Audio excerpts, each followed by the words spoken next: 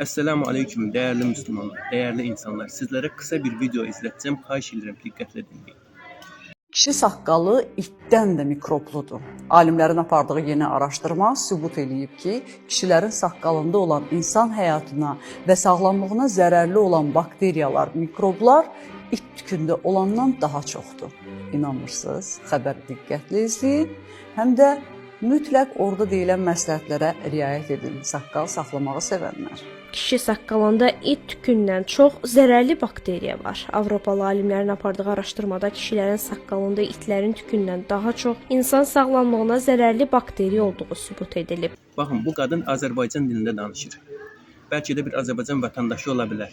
Bir sunucu, bir diktor da ola bilər. Lakin əxlaq olaraq Azərbaycan qadınının, Azərbaycan kişisinin əxlaqı ilə bunun əxlaqının yaxından uzaqdan bir əlaqəsi yoxdur. Bu zihniyyətin Azərbaycan millətinin yaxından uzaqdan bir əlaqəsi yoxdur.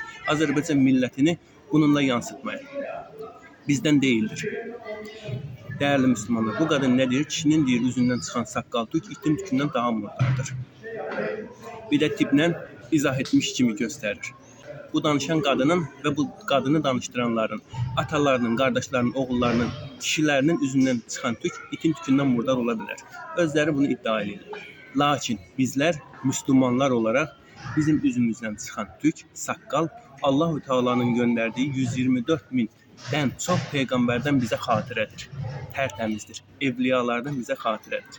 Bir peyğəmbər xatirəsidir, tərtəmizdir. İşte onlarla Müslümanların, yəni bizlərin aramızdakı fərq budur. Onlar iddia edirlər, üzlərindən çıxan tükün itin tükündən murdar olduğunu, biz də iddia edirik ki, peyğəmbərlərdən bizə bir xatirədir, nurdur. Bir misal verin. Bir gün uşaq gəlir, anasına deyir ki, ana deyir, müəllim bizə deyir ki, biz meymundan mərhələ-mərhələ yaranmışıq, gəlmişik.